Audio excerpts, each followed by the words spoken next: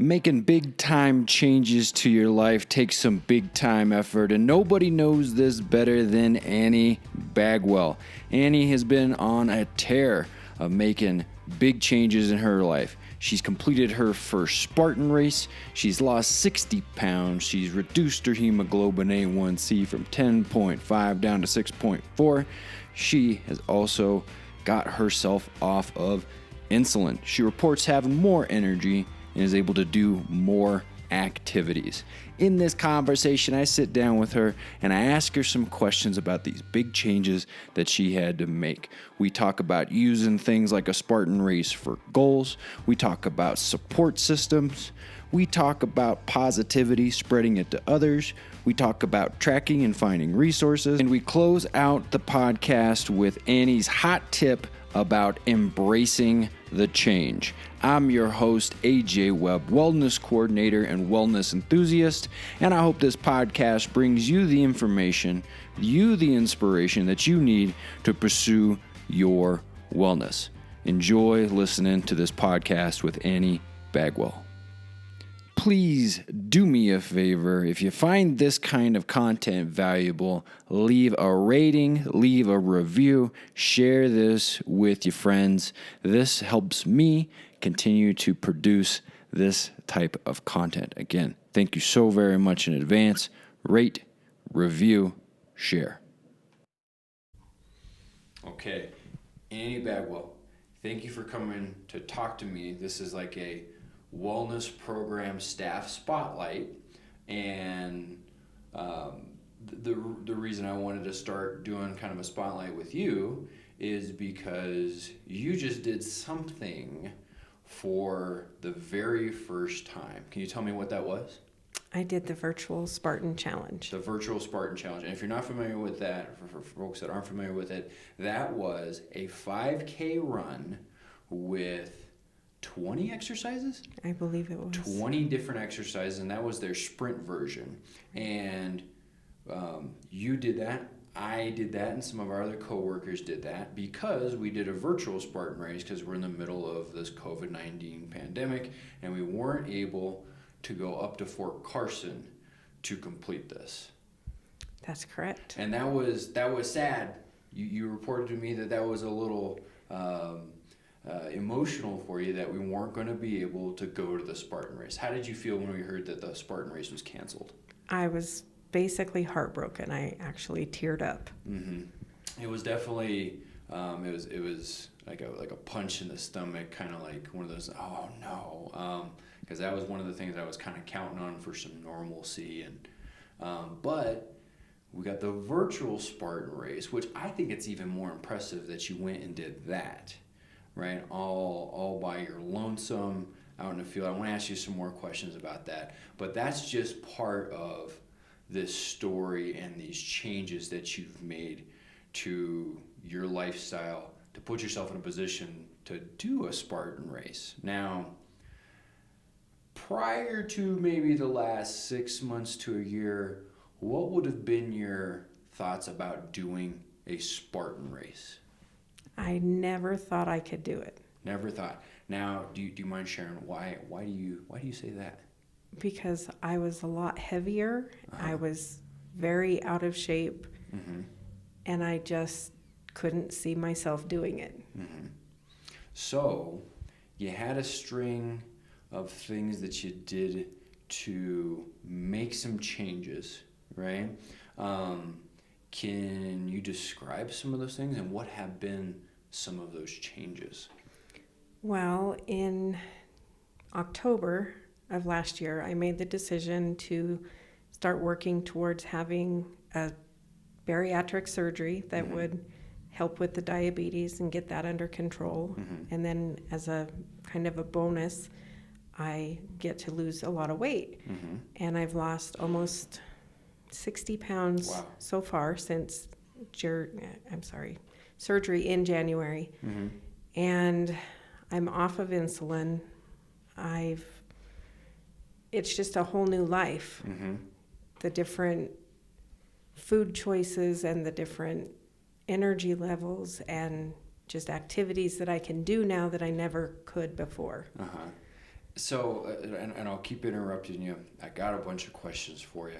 Now, I've known you so since I've started, and so you and I probably didn't have too different of a start date. Can you just tell me what department did you / do work in for San Luis Valley Health?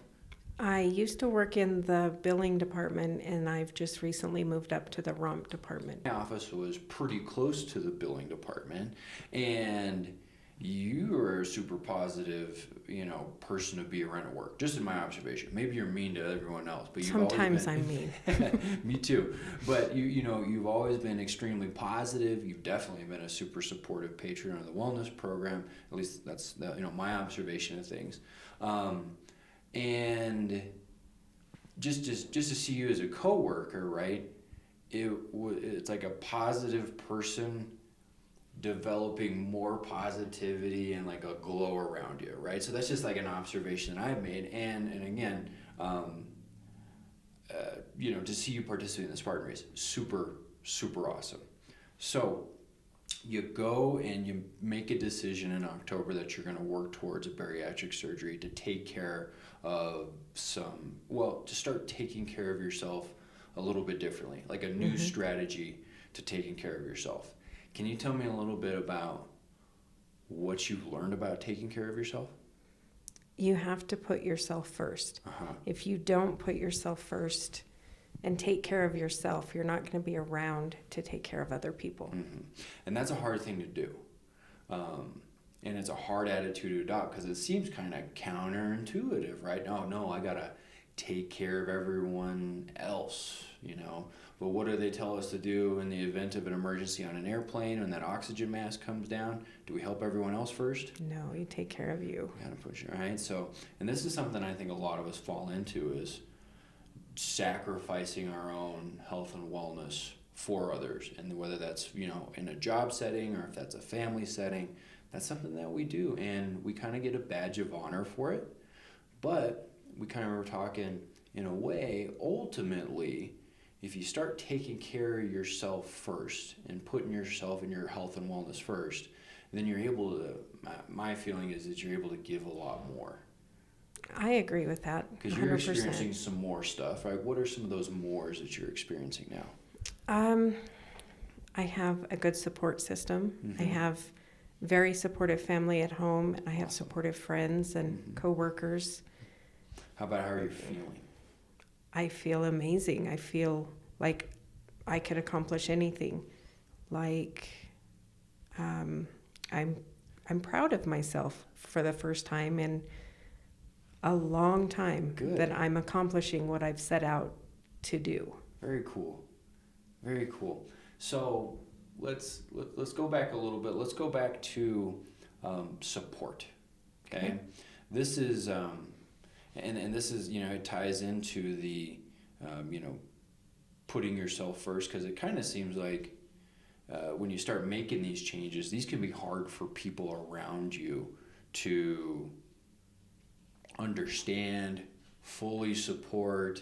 What's been your experience in that area as far as getting support? It was a little difficult at first.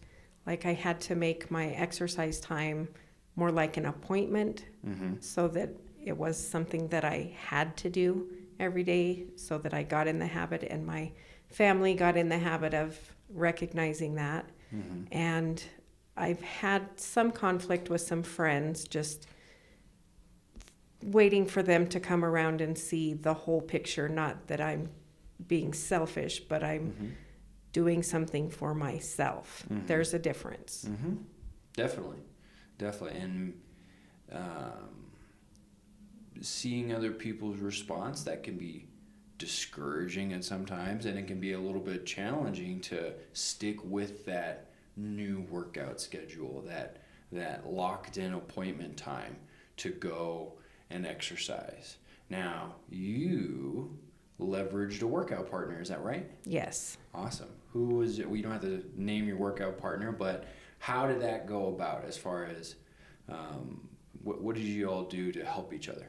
Well, both of us live in Manassas, so when we couldn't work out up at the rec center. We would walk for a while, and then we would go down and do the machines for half an hour or so every day.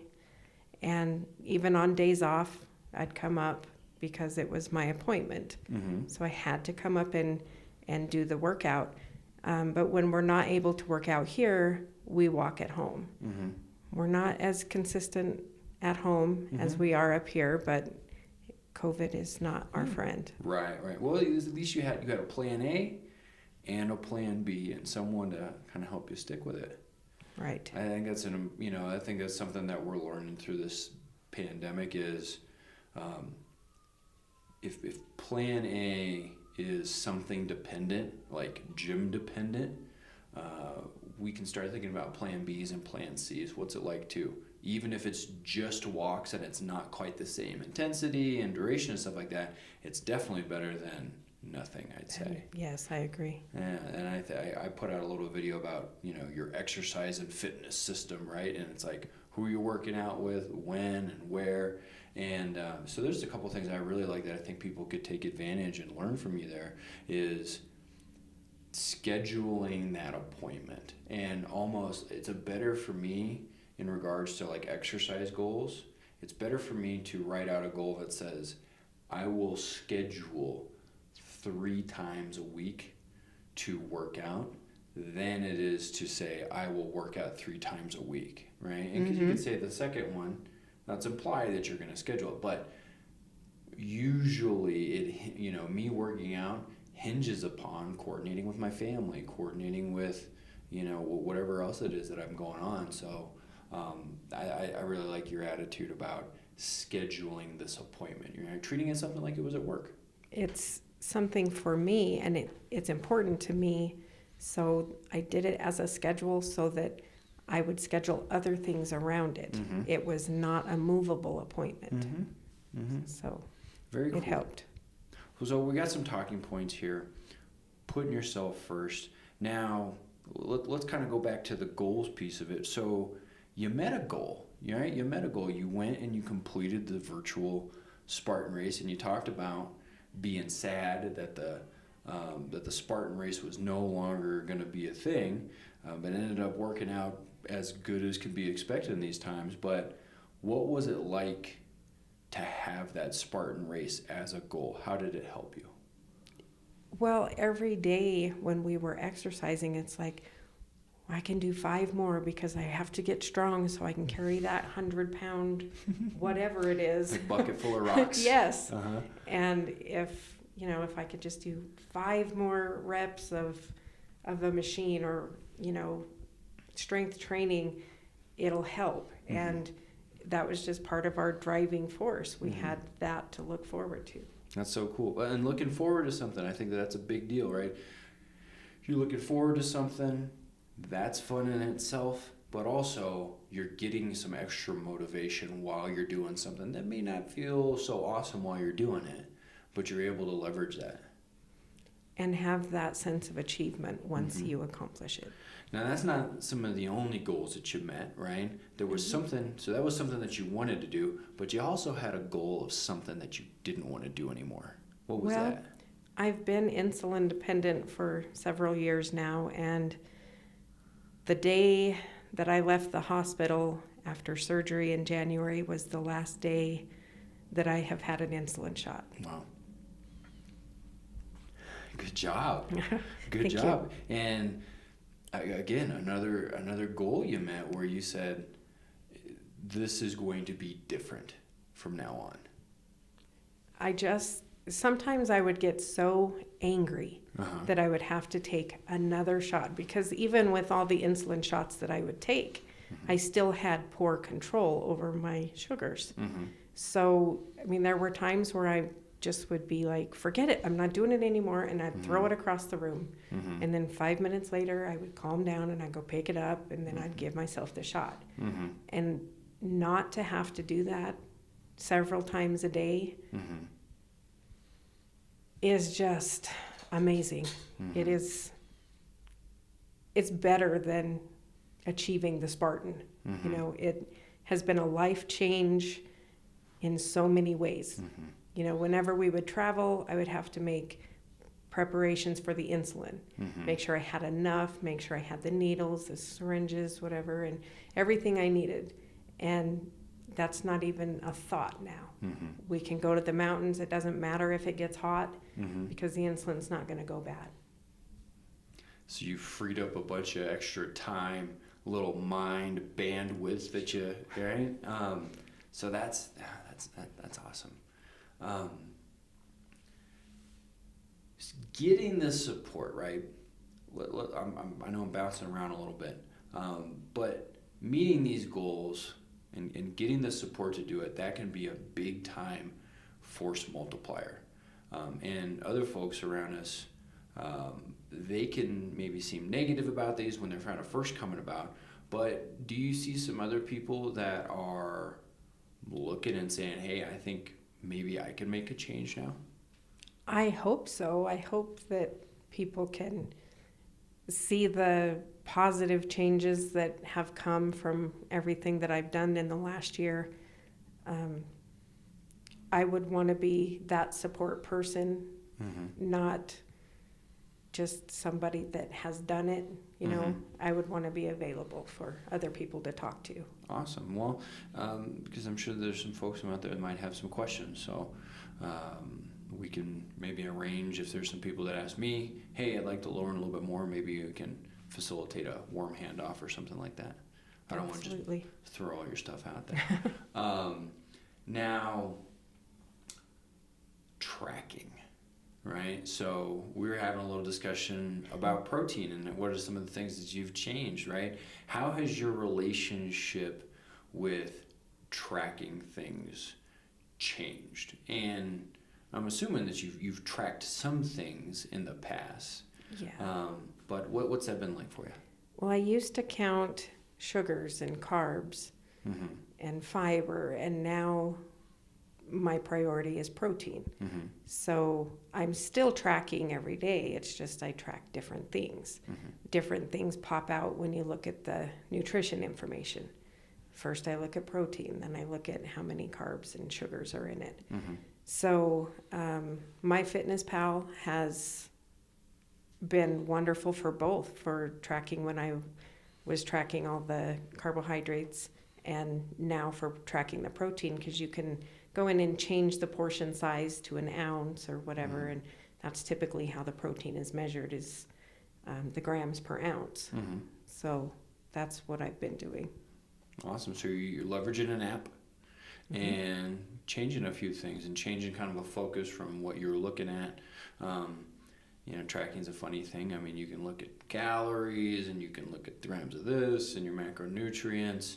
And I think it's important for people to remember it's not exactly one way or one focus to have, but kind of playing around and understanding the different ways you can track stuff. I think that can help people in finding what's going to work for them. Yeah, there's a lot of apps, and there's even some that are focused towards the bariatric patients. But since I was so familiar with MyFitnessPal already, I just stuck with it. So using that, and that's helping you with choices, right? Yes. And that ends up being like a big fatigue point, I think, for, I'd say, everybody. Like most people, like it's hard because easier decisions that may not be as good for us as far as food, they're easy to make because they're easier. And if we have some things that are helping us out and some guidelines, some handrails, so to speak, to help us make those choices, these are things that I think help us make us more successful. Definitely. I've found a couple of, I don't know what you call them, on Facebook, where it's just like a recipe blogger, and I share a lot of recipes, and that doesn't necessarily mean I'm going to make it just like they do, but it's kind of got the core, and then I tweak it for my needs. Very nice. If someone is sitting there and they're not satisfied with where they're at with their health, what kind of a pick-me-up, what kind of words of inspiration, like what would you tell them? Embrace the change. Embrace the change. Mm-hmm. That's scary sometimes. It's petrifying sometimes, but in the long run, you get a whole new life, a whole new access to life. Mm-hmm. A whole new, you had talked about, do you mind sharing your hemoglobin A1C, right? You told me a little bit about the ranges there. How has that, like, how have you taken control of that, and what does that look like now? Well, periodically through my past, or traditionally, it was between like a 10.5 or higher, and it's down to 6.4 now. So wow. It's almost in the normal range. Mm-hmm. Pretty big swing. Huge. With a whole lot of benefits. Yes. Awesome. And it's due to your hard work and your commitment and your perseverance. And that's why I wanted to sit down and talk with you about this experience and, just high five a fellow Spartan racer and let you know I'm proud of you, and that I think that anyone who's not feeling that there's some hope or they can listen to this and they can use you as an example of someone who made a choice, worked hard, stuck with it, and did some things they couldn't even thought they could do. Definitely. Awesome. Definitely. Any other things you want to tell people, Annie? Just embrace the change and go for it. Don't be afraid. Awesome. Annie, thank you so much. Thank you. That's it for this episode of the It's Wellness Time podcast. Thank you for listening along. Please take a second to review, give it a 5-star rating, share it with your friends, do all these things via the social medias. That will help me show that folks are out there listening. I look forward to bringing you more information, more inspiration to help you with your wellness. Have a super day.